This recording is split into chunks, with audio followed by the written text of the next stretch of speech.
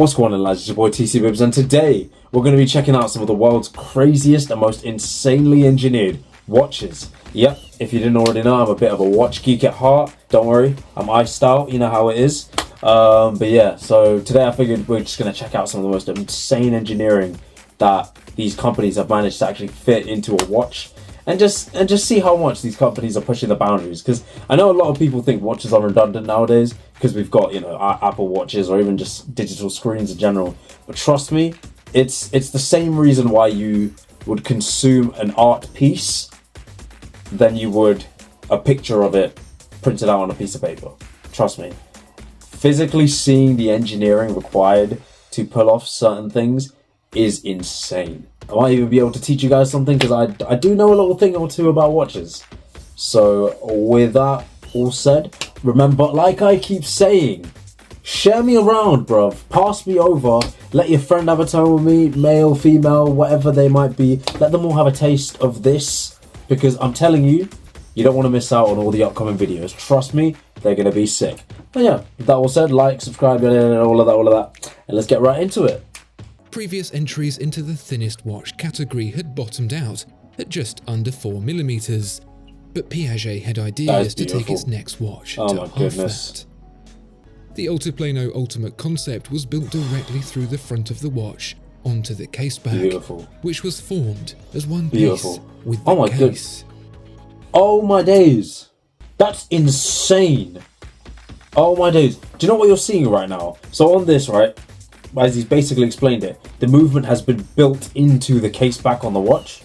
So rather than the case back covering the movement and housing it, the movement's actually a part of the case back to actually retain all that slimness. That's nuts. I can't, but oh my days, wow. 2mm thick and 22 grams in weight, oh my including goodness, the strap. that's insanity. Record. Look at that thing. That's an engineering masterpiece. Because look closer and you'll see that straddling the two tourbillons is the hour hand, which means that the tourbillons move. Not only does each tourbillon carriage perform one rotation every 60 seconds, as is traditional for a tourbillon, both also orbit the dial once per day goodness, in that's order insane. to carry the hour hand on its epic journey. Every time you look at the dial, the tourbillon will be in a different place. It's a spinning tourbillon. Their task of keeping That is time. unbelievable. It's a solid platinum. Oh my god. You know what? Hats off to Breguet. I'm not crazy on Breguet, but that's oh my god. Now that is how you draw people in. That's how you make an original idea and add panache to it. That's how you redo the formula, make it modern and beautiful. They were the creators of the original tourbillon, but like, this is unbelievable. Oh my goodness. Respect. The movement is the minute hand, with the whole thing traversing the dial once per hour. This watch is so out there that it doesn't have a tourbillon on the dial. The dial is a tourbillon. Oh, this is why watchmaking is considered an art form. It's a matter of how far can you push a boundary. Like, you've got all this complication in a watch that is wearable. It's not the same as if you make a giant watch with 100 different complications. What's more impressive would be if you made one like this, but fit 25 complications in there. That's engineering. Because to do that with limited space, oh my god, unbelievable. Oh my goodness. This wristwatch can keep asking for a whole eternity. He loves me not. It's Margot from Christophe Claret. Don't get me wrong, it's a gimmick. It is a complete gimmick, right? But you have to think about what it takes to even pull off that gimmick in a full working watch. That's so creative. I never even would have considered something of that idea. This really complex device made the creators rethink the mechanism and the development of fundamentally new elements. There are two versions of this watch, 18-karat white or rose gold. Both versions are decorated with sapphire inserts on the sides. One of the rotating parts is a faceted... Realistically, how many hours of craftsmanship do you think goes into one of these? Because that is nuts. That's absolutely insane. Don't get me wrong, it's hideous looking, but it's also so cool. On the front side, you can play Texas Hold'em, a popular version of poker. The watch is equipped with a full version of the game, which, according to the rules, can be played by 3 people at once. One player can implement 32,768 unique games. That is, a total of 98,304 card combinations are included. By using the side buttons, the bet function is activated. And in the world, there are only 20 copies of this series, and the price of each watch is about $200,000. I can imagine, because that's insane. What? Oh my gosh. The clock automatically plays a melody when a new hour arrives. It can also play music by request. One winding is enough for about 5 tunes. The musical mechanism is turned off so as to not disturb the owner at night. Songs in the watch it's equipped with a functional winder, date window, and self. Oh my gosh.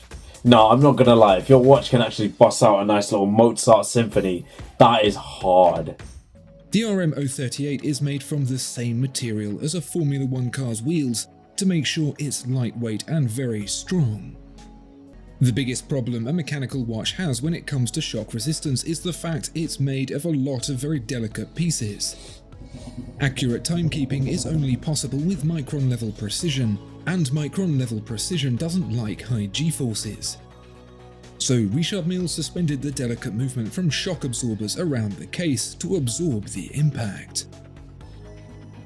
It's so effective that Richard Mille decided to show off and upgrade the escapement from a normal setup to a tourbillon. So what they're trying to say is Richard Mille just flexed on all of us. A lot of people will ask, like, why the hell is a Richard Mille, a rubber watch, gonna cost me over 100 grand? This is why. This one's $1 million, but that's just because it was built for function.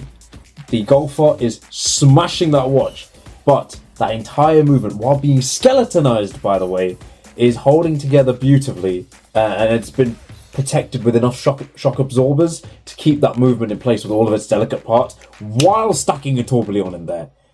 Bruv, Richard Mille, unbelievable. The Richard Mille. This is the second version of the watch, with the first getting a more ordinary, less insane metal case. Is it like a full kind of 3D watch rather than it just being a circle? Of sapphire, and yes, that's sapphire as in the gemstone. It takes 350 hours to make the fully transparent sapphire case of this. I'm sorry, but you cannot convince me for a second that that does not look like a micro willy. Don't get me wrong, the engineering behind it is unbelievable, but oh no, that's a violation. All that engineering just to make the world's most expensive dildo. That is, oh my days. That is so hard. Jacob & Co. and the equally nutbar $300,000 Bugatti Chiron watch. Oh my gosh. Jacob & Co. could have quite easily made a normal watch, I want one. smothered it in diamonds and called it a day, gosh. but that really wouldn't have been much fun.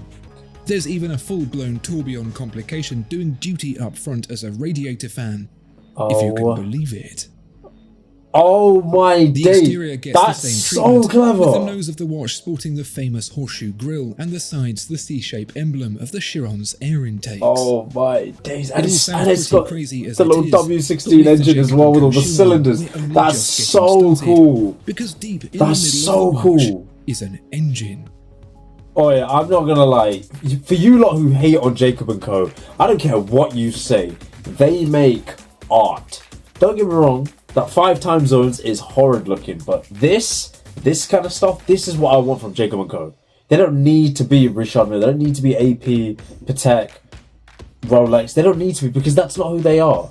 And we don't need them to be that anyway. We've already got AP, we've already got Patek, we've already got Rolex. What I want from Jacob & Co. is for them to keep doing what they're doing with this insane creativity. Because I want art. Horology is an art form, right? I know people call it jewelry, but that is a watch. Horology is an art form, and the point of horology is to push it as far as you can go. If Patek Philippe did this, everyone would be gassing it. everyone would be so hyped up again, thinking, oh my god, Patek Philippe just put an engine in a watch. History in the making. It's only because Jacob & Co did it. Everyone's kind of like a bit wishy-washy about it. But if I'm being perfectly honest, they probably did the Bugatti watch about as good as it could get. I can't imagine a better looking Bugatti watch than that. So he went back to nursery school with a counting on its fingers watch. Oh and my Francois days. Paul Jean obliged. So you might be wondering, how on earth do you tell the time with this thing? Yes.